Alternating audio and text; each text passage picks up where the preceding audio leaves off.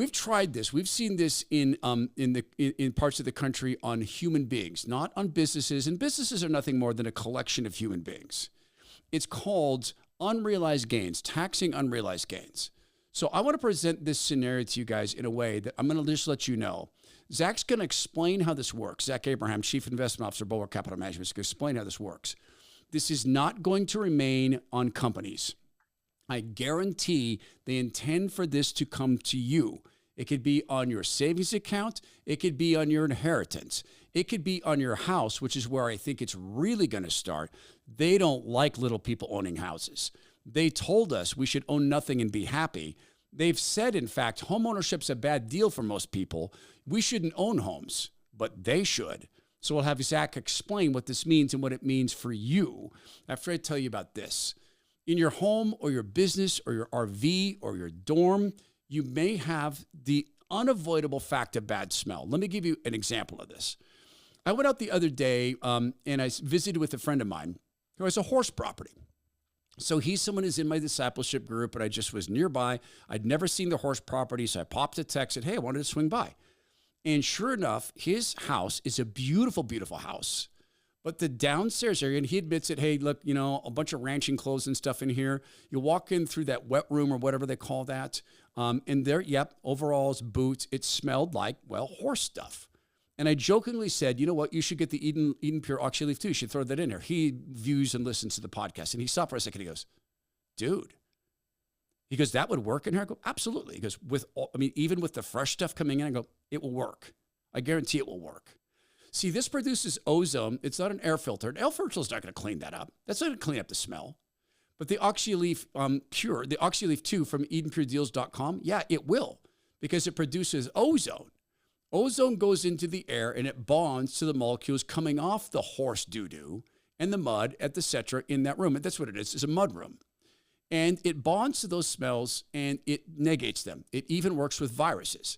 So I guaranteed my friend this will absolutely work in that space. So he's buying some, just like many of my friends have. We've got one in the studio. It smells like the day after a thunderstorm in here all the time. We've got two at home. Now I'm going to save you $200 while we're talking about the economy.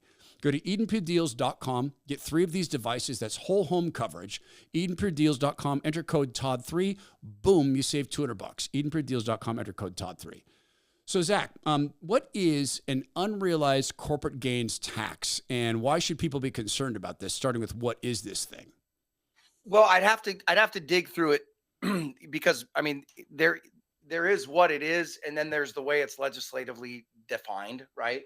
But generally speaking, an unrealized tax is any investment or any asset that's been purchased that has gone up in value, but that asset has not been sold and that gain has not been realized, right? So I think the easiest way is to put it in a house, right? You paid 200 grand for a house. It's now worth 600 grand. You have $400,000 worth of unrealized cap gains. Okay. So people are sitting there going, let's first get down to brass tacks on something else though.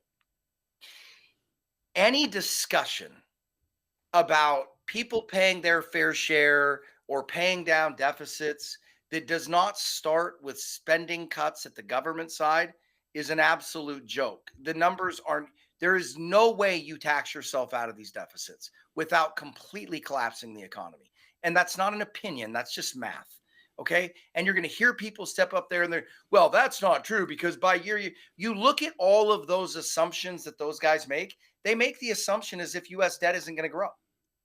Right. So you're sitting there going, this is a joke, right? Okay, like, so you pay off the existing debt. Let's say you seize all the money held by the top 5% in society. You seize it.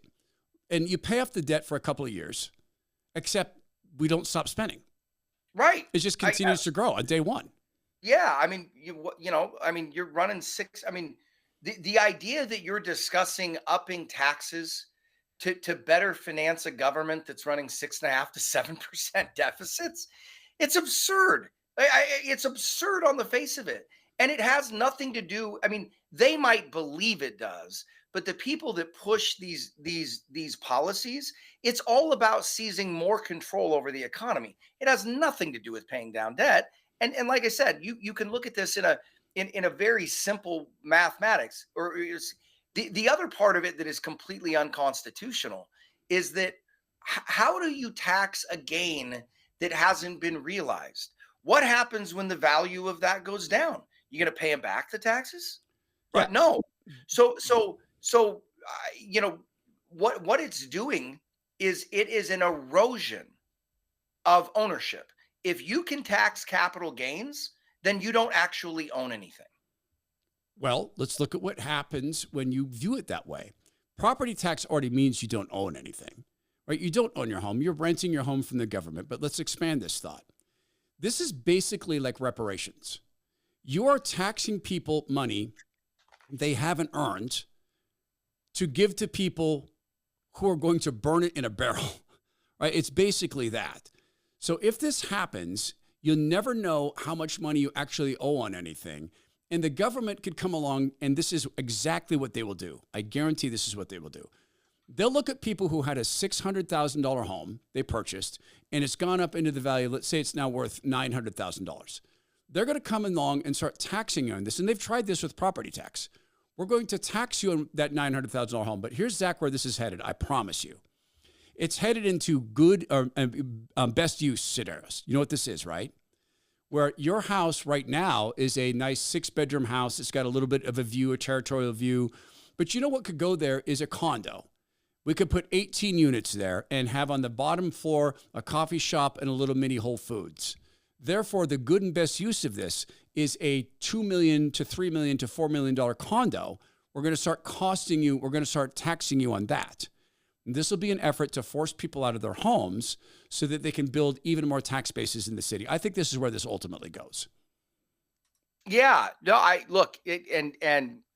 the interesting one is I need to actually dig into what they mean by corporate unrealized. I mean, just think about it. It doesn't give you the ability to control your own balance sheet. It's insanity. It's I mean, it's complete insanity. It doesn't give you the ability to control or work your own cap gains schedules. It doesn't. I mean, I agree with your assertion that property tax is very similar to that. Yep. But property tax is, look, there is what we call a carry cost to any investment. Okay. Gotta explain that. Any and all investments have some type of cost to them, even if that cost is only opportunity cost. Meaning, when we own an investment or we put money into an investment, there are maintenance costs we have to pay on a business. There's property taxes we have to pay. There's upkeep. There's different things, right? There can even be, while we're sitting in one investment, we're simultaneously taking the risk that there is a better investment that will be more productive, right? That's what we call opportunity cost. Meaning, if it's not just does this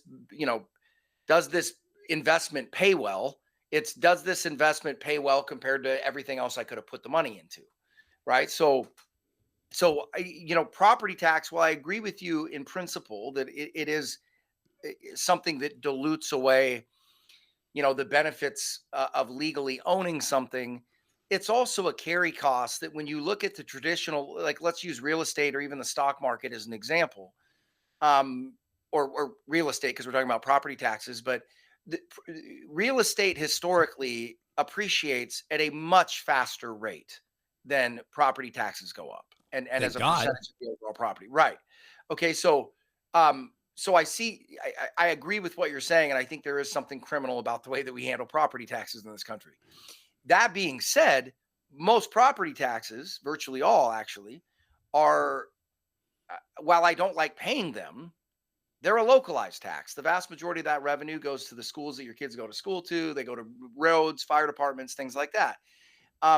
When we start talking about cap gains taxes on things like real estate that go directly to a federal government, that in our case, living here in the state of Washington, is 3,000 miles away, right? That's a completely, to me, it is a much more pernicious deal.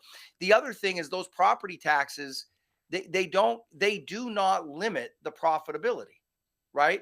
They chew it away a little bit, but it's a small enough percentage. When you're sitting there saying, I am going to preemptively tax money that you have quote unquote made, first of all, how do we determine that?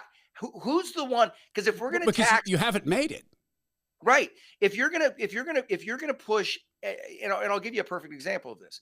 If you're going to push a tax, a cap gains on unrealized gains, okay, then what you're simultaneously doing, I mean, you're pigeonholing somebody into it, right? Where they've got no choice. They're gonna have to do it. But who determines what the actual profit is? Meaning it hasn't been sold, it hasn't been realized. So the value is theoretical, Right. right? But So the tax is real. 100%, right? So let's say you've got a neighbor or somebody across town, and it's a considerably more desirable location or whatever, but you both have 3,400-foot ramblers that are on half acre lots.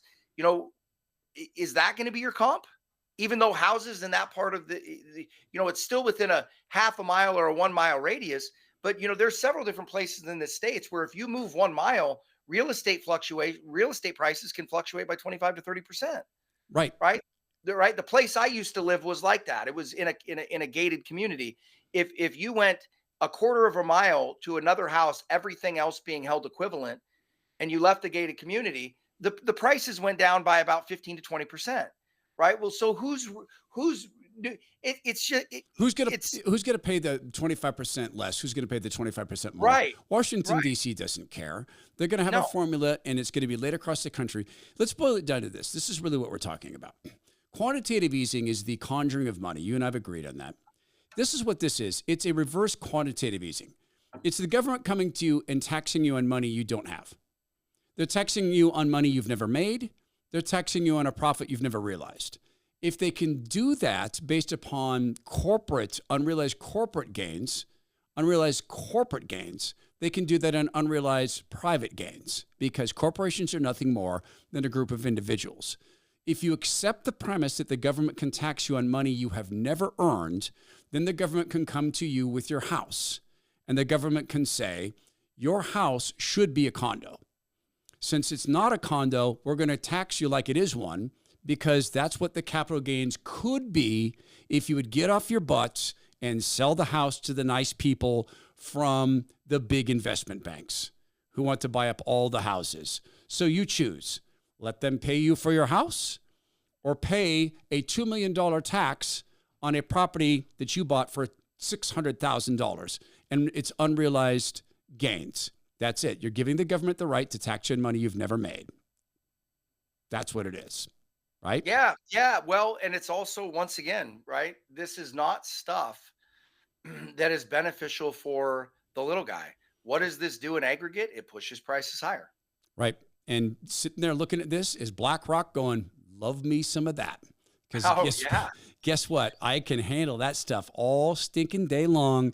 Plus, happens that I got speed dial over to the IRS. You know what? We need some help with a thing or two. Yeah. Now, what's funny is I just saw a headline come through. The other thing that the Democrats are simultaneously doing and trying to add to their platform is some serious antitrust legislation with teeth. And I just put out a tweet where I quoted that tweet, that breaking news. Yeah. And I just said, look, you're promoting antitrust legislation while you're pushing cost controls, while you're pushing a tax on capital gains, et cetera. It's like brushing your teeth while you're eating Oreos. I mean, you're instantly undoing any benefit that you would get from antitrust legislation, because every single thing you're proposing, whatever you're hitting them on the antitrust side, you're giving it right back to them in the forms of these cost controls and increase. It's just insane. And this is why these guys, especially these tech guys, have been so smart to attack things the way that they've been, because they can stay in friendly with the media. They can go along with the liberal zeitgeist. And what they found out, and this goes back to that Bill Gurley video, that TED Talk he did, what they found out is it's actually way more beneficial to their business than if they got the regulatory cuts that they probably should get. It's just, they all woke up to that realization. Well, wait a second, right? More regulations, more costs, more advantage we've got, more we consolidate our power, and we can make that up in other markets. Well said. It's just blind, man. Said. There is not a single citizen in the United States that will benefit from any one of these policies. Well said.